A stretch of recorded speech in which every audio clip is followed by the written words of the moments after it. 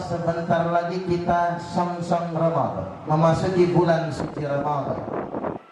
Dan tidak lama setelah sebulan Ramadan kita masuk ke 1 Syawal Idul Fitri. Cuman saya sumbang saran, menetapkan 1 Ramadan jangan kita, itu kewenangan pemerintah. Menetapkan 1 Syawal Idul Fitri bukan hak kita, itu kewenangan pemerintah. Prosedur awalan sudah ditempuh.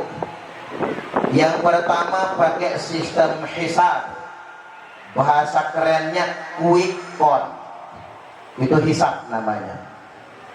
Yang kedua setelah quick count ada sistem ru'yatul hilal, itu namanya real count. Tapi ingat, quick count belum cukup, real count belum cukup. Untuk menentukannya harus ada sidang isbat, pleno KPU. Jadi jangan salah, quick count saja nggak cukup, exit poll nggak cukup, real count tidak cukup, tunggu sidang isbat. Kalau sidang isbat belum, kita sudah takbiran, Allahu Akbar, Allahu Akbar, Allahu Akbar. Padahal masih 15 Sya'ban. Lo kok takbiran? Takbirannya bid'ah. Karena saya lihat di TV ada yang takbiran, padahal belum sidang isbat kan Pak? Belum sidang isbat, pleno KPU belum ditetapkan. Maka sebagai warga Nahdliyin, ini nyindir apa nyindir ya? Nyindir aja lah pokoknya. Saya himbau warga-warga Nahdliyin, monggo quick count penting, hisab dipakai. Nahdlatul Ulama ya pakai hisab, quick count dipakai, tapi nggak bisa jadi penentu. Habis itu real count, ru'yatul hilal. Tapi ingat, melihat hilal pun belum cukup, nunggu sidang isbat, penetapan. Yang berwenang dalam hal ini adalah pemerintah. Makanya sejatinya belum ada yang menang pilpres, belum ada. Nanti begitu KPU bersidang, ditetapkan dalam rapat pleno KPU si fulan dan si fulan pemenang pilpres dan wapres, presiden dan wapres. Kita mengikuti saja, hormati keputusan penyelenggara pemilu. Beliau sudah capek semua Bapak Ibu. Coba gambaran Pak Camat tadi capek. Saya baca informasi di Jawa Barat 12 petugas KPPS meninggal dunia karena kecapean. Jawa Timur 9 orang, Jawa Tengah 8 orang, 8 tambah 9 17, tambah 12 29 orang. Dan ada 10 anggota polisi yang gugur karena kecapean dan jadi korban dalam penyelenggaraan pemilu. 29 ditambah 10 berarti ada 39 orang petugas penyelenggara pemilu yang wafat meninggal dunia. Mbok iyau, orang sudah capek, orang sudah lelah, sudah berkorban nyawa. Kita sebagai rakyat yang di bawah ini hormati kerja-kerja mereka. Setuju nggak? Nggak usah ngomel-ngomel. Kalau curiga kawal C1-nya sampai pleno. Tapi kalau sudah dikawal, ingat tidak ada dusta di antara kita. Sudahlah saling menghormati satu sama lain. Ini keputusan takdir dari Allah Subhanahu wa taala. Wa asa an takrahu syai'an wa huwa khairul lakum. Boleh jadi sesuatu yang sangat kalian benci, tak kalian sukai, tak suka dia, tak ingin dia, tapi itu bagus untuk kalian, kata Allah. Begitupun sebaliknya, wa asa an tuhibbu syai'an wa huwa syarrul lakum. Dan boleh jadi yang sangat kalian sukai, senang dia, cinta dia, inginnya dia, tapi itu buruk bagi kalian semua. Wallahu ya'lamu wa antum la ta'lamun. Allah yang tahu, sedangkan kita panjenengan semua tidak tahu apa-apa. Jadi hanya Allah yang tahu siapa yang berhak jadi presiden, takdirnya, apa hikmahnya, apa rahasianya, serahkan kepada Allah Subhanahu wa taala. Setuju apa setuju? Pilihan panjenengan kemarin Bu, gak ada yang salah, benar semua. Saya gak setuju dengan orang yang mengatakan begini, hati-hati Bapak Ibu, jangan salah pilih. Kalau salah pilih nanti dimintai pertanggungjawaban di akhirat. Enak aja ngomong kayak gitu. Ya enggak lah. Ini wilayah ijtihad politik namanya. Ya kalau ijtihad fikih kerjanya itu tugasnya ulama. Tapi kalau ijtihad sosial politik monggo. Sampai mau bisnis apa saja silahkan. Sampai mau kerja apa pilihan pribadi. Mau pilih siapapun gak ada yang salah, karena dia adalah ijtihad. Kalau pilihan kita kebetulan benar, pahalanya 2. Kalau pilihan kita salah, pahalanya 1. Salah milih dapat pahala, benar milih dapat pahala. Ya enak jadi orang Islam ini. Jadi jangan ada beban. Ya yang milih Pak Jokowi, Pak Kiai Ma'ruf Amin, bagus. Yang milihnya Pak Prabowo, Pak Sandiaga Uno, bagus. Yang gak bagus yang golput, itu bukan warga negara yang baik. Beliau semua itu orang baik. Kalau jelek gak mungkin jalan presiden. Dia nopo ge, gak mungkin calon presidennya itu Ariel, calon wakilnya Luna Maya. Itu mah mending masuk pelaminan nikah. Allahumma amin. Artinya Bapak Ibu, kalau kita lebih baik dari mereka, ya kita mungkin yang dicalonkan presiden. Kalau saya lebih baik dari Pak Jokowi, mungkin saya yang jadi presiden. Padahal saya pengen betul jadi presiden itu. Kalau saya jadi presiden, Pak Kiai Musta'in tak angkat jadi menteri agama lah. Pak Ferry langsung tak jadiin Kapolri. Bahaya dari polsek langsung loncat dari Kapolri, bintangnya 7. Subhanallah. Pak Camat Menteri Dalam Negeri, Ketua PAC Muslimat NU Pekalongan tak jadiin Menteri Sosial, pengganti Bu Khofifah Indar Parawansa. Tapi siapa yang memilih saya ya Bu? Rusak negara kalau saya yang mimpin. Artinya Bapak Ibu, biarlah semua itu orang kayaknya emosi betul ya, karena memang tadi itulah kekuasaan. Kekuasaan hanya menjadikan perpecahan. Maka warga Nahdliyin harus akur, warga Nahdliyin harus adem, tidak boleh memprovokasi. Sekali lagi banyak korban nyawa, 49 petugas wafat meninggal dunia. Bahkan saya dengar kabar Pak Ferry, di Tulang Bawang atau Kota Bumi itu ada penembakan ketua KPPS itu. Orang gak terima dengan hasil nembak ketua KPPS-nya, langsung ambruk itu Bapak Ibu. Subhanallah, mereka berkorban nyawa, mereka berkorban segalanya, sedangkan kita tidak menghormati proses dan hasilnya. Mudah-mudahan negara kita negara aman, damai, tidak terjadi apa-apa, dan mudah-mudahan kita bisa mempersatukan perbedaan. Insya Allah. Baik, yang selanjutnya kita masuk ke apa jadinya. Baik Bapak Ibu, kita hormati begitupun anggota dewan caleg ya, calon anggota legislatif yang tidak terpilih. Memang itulah takdir dari Allah. Yang terpilih itu juga takdir dari Allah. Jangan pernah memaksa Allah. Tugas kita ini cuman berikhtiar. Tugas kita ini cuman berdoa. Hasilnya urusan Gusti Allah. Iya Baya. Fa'idha faragta fansab wa ila rabbika farghab.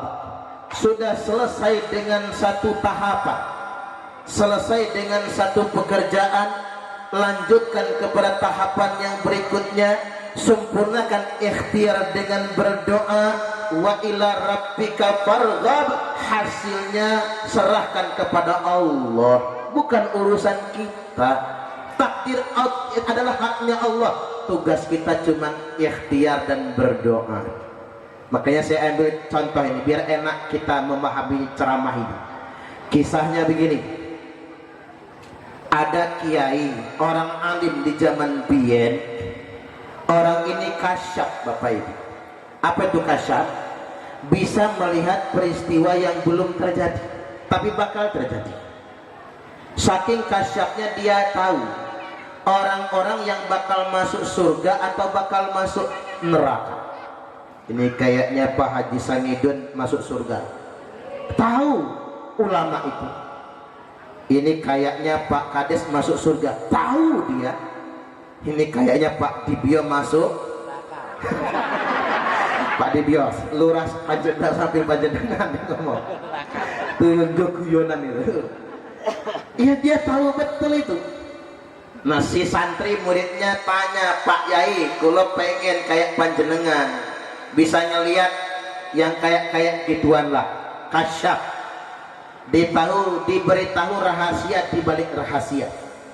Kata Pak Yai, kalau kamu pengen kayak saya, maka kamu istiqomah kayak saya. Butuh puluhan tahun istiqomah wiridnya, butuh puluhan tahun istiqomah sholatnya, istiqomah puasanya, istiqomah tirakatnya. Santrinya ngikut, dan alhamdulillah si santri dapat ma'unah juga, yakni kasyaf. Dia bisa melihat sesuatu yang bakal terjadi di kemudian hari.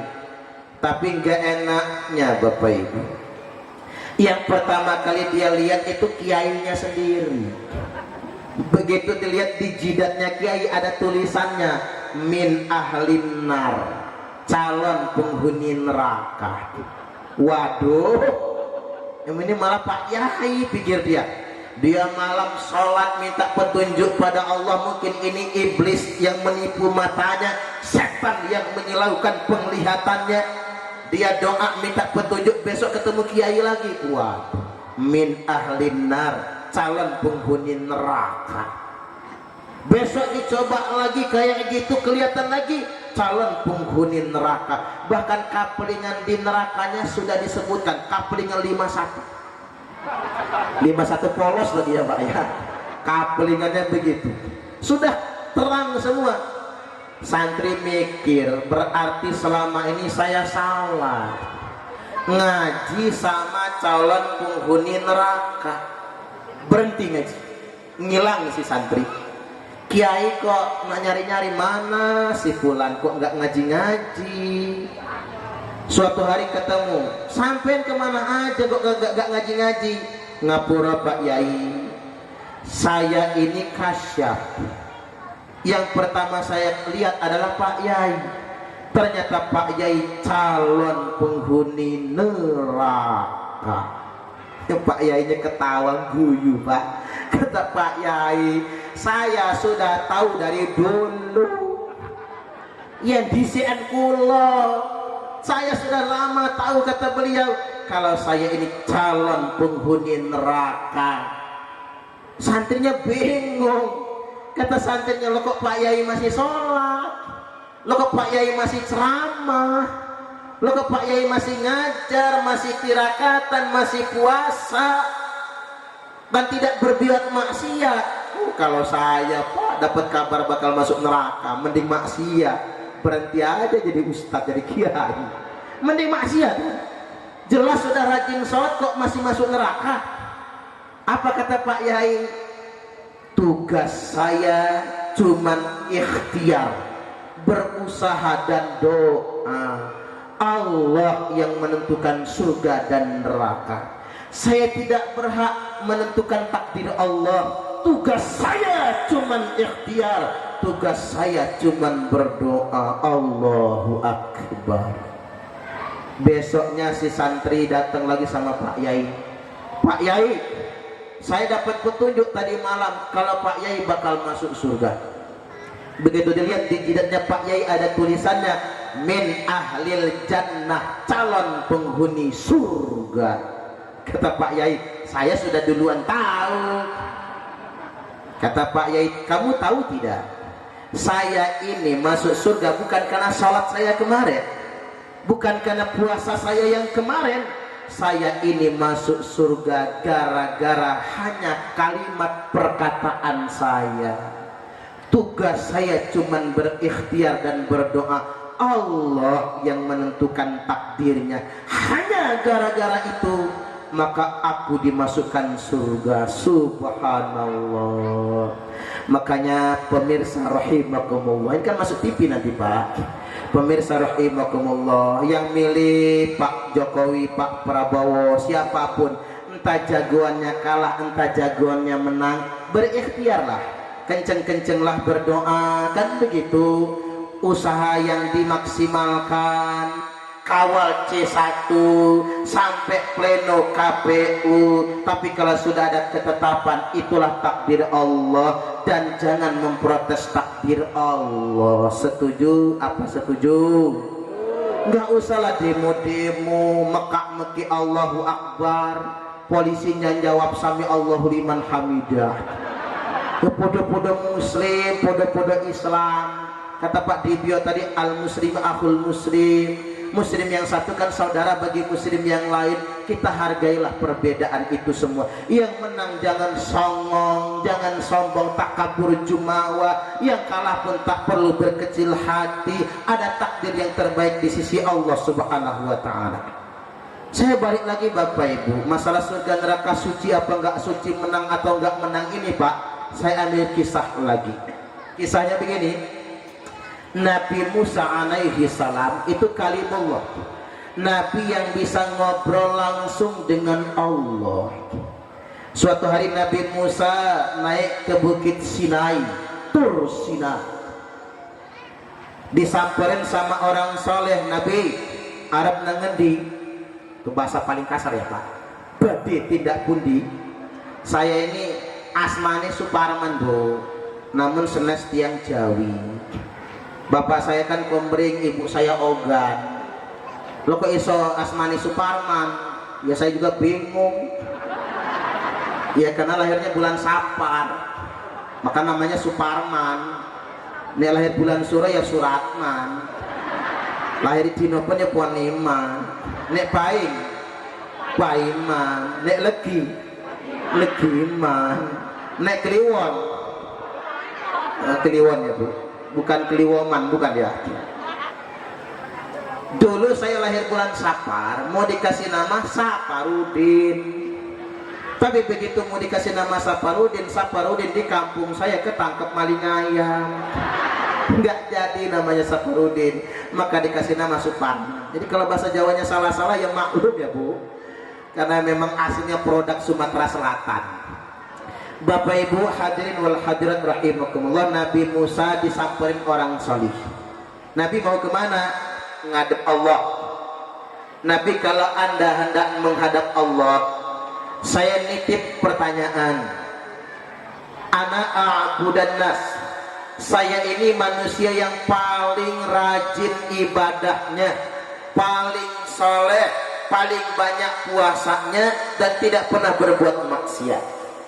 Titip pertanyaan, kalau saya mati, apa balasan dari Allah untuk saya? Apa hadiahnya? Kata Nabi Musa, ya nanti saya tanyakan. Jalan Nabi Musa ketemu preman lagi teler. Premannya nanya, preman nih lagi mabok-mabokan. Ada apa? Kata Musa, mau kemana? Ngadep Tuhan.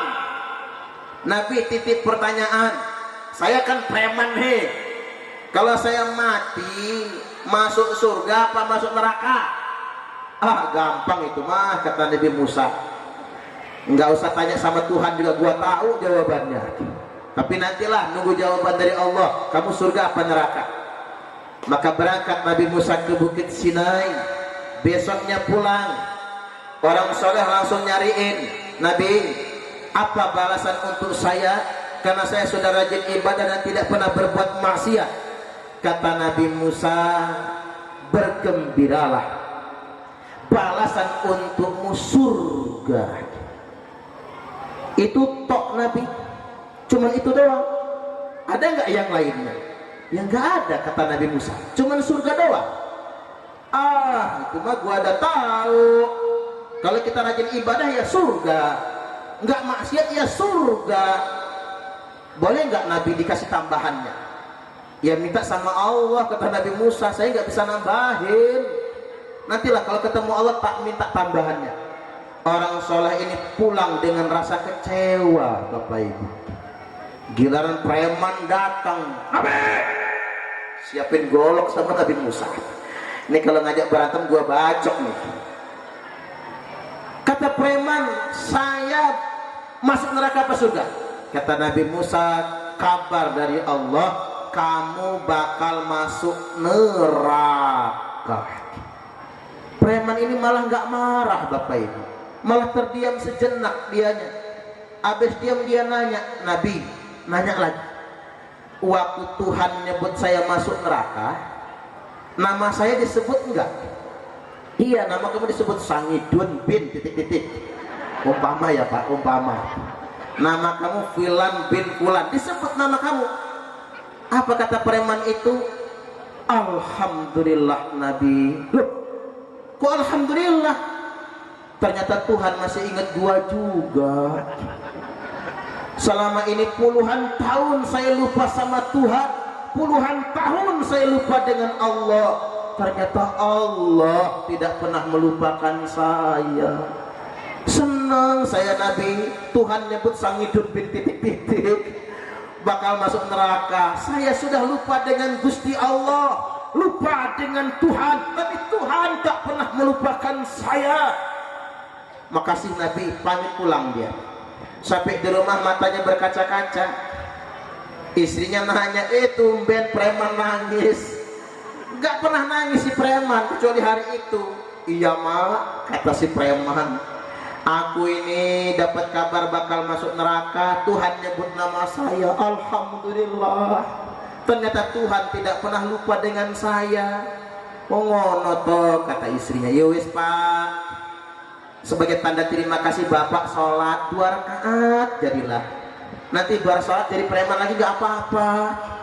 Sebagai tanda terima kasih Tuhan gak pernah melupakan Bapak. Iya juga, kata si preman. Sholatlah dia 2 rakaat.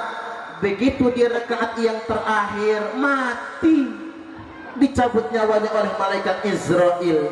Kata Allah, karena orang ini mati dalam keadaan sujud, masukkan dia ke dalam surga.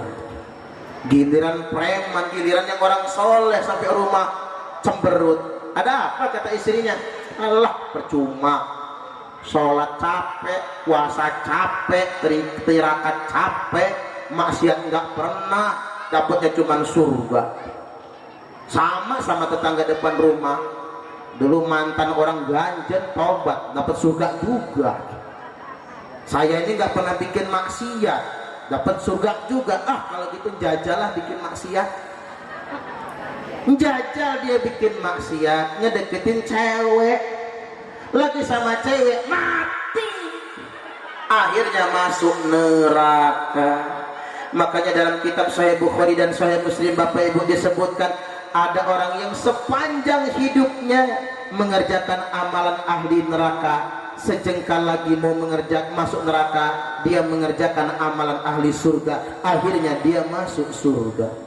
Dan ada orang sepanjang hidupnya mengerjakan amalan ahli surga, sejengkal lagi mau masuk surga, dia mengerjakan amalan ahli neraka, akhirnya dia masuk surga. Makanya Pak, Bu, jangan terlalu membenci orang lain. Kalau saya Pak nggak pernah benci sama orang lain. Mengapa saya nggak membenci orang lain, Bapak Ibu? Karena bagi saya begini, dia belum tentu masuk neraka, saya pun belum tentu masuk surga. Iya bayar. Pokoknya sudahlah, menjelang Ramadan ini kita bersihkan hati, jangan suka membenci orang lain, kita perbaiki diri kita, kita taubat kepada Allah dengan taubatan nasuha. Nabi pernah nangis, ya Allah, terimalah taubat umatku. Kata Allah, ku terima taubat umatmu kalau dia bertobat setahun lagi sebelum mati. Waduh, kata Nabi, kalau itu keputusanmu ya Allah, umatku bakal masuk neraka semua. Ya sudah, kata Allah, nek ngono pepetin, ku terima taubat umatmu kalau dia bertobat 6 bulan sebelum mati. Kata Nabi, kalau itu keputusanmu ya Allah, masih banyak umatku yang masuk neraka. Ya sudah, kata Allah, kita pepetin. Ku terima taubat umatmu kalau dia bertobat sebulan lagi mau mati. Matinya Ramadan, tobatnya Sa'ban, diterima. Kata Nabi, ya Allah, ada di antara umatku itu yang bertobat seminggu lagi mau mati. Ya wes, kata Allah, ku terima taubat umatmu Muhammad kalau dia bertobat seminggu lagi mau mati. Matinya Ahad depan, hari ini tobat.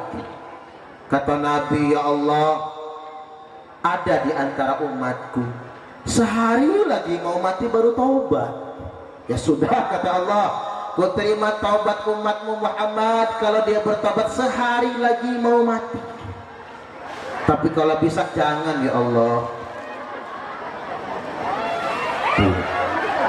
Air dan angin saja mengamini perkataan saya. Kalau bisa jangan, ya Allah. Minta satu saja lagi. Ya sudah, kata Allah, ini permintaanmu yang terakhir dan kamu tidak boleh minta lagi. Ku terima taubat umatmu Muhammad selama nyawanya belum sampai di tenggorokan. Subhanallah. Nabi langsung pamer, Bapak Ibu, sambil nangis di hadapan para sahabat. Apa kata Nabi? Innallaha yuqbalu taubatal abdi ma lam yughargir. Sesungguhnya Allah akan tetap menerima taubat hambanya selama nyawanya belum mendesak-desak di tenggorokan. Subhanallah. Maha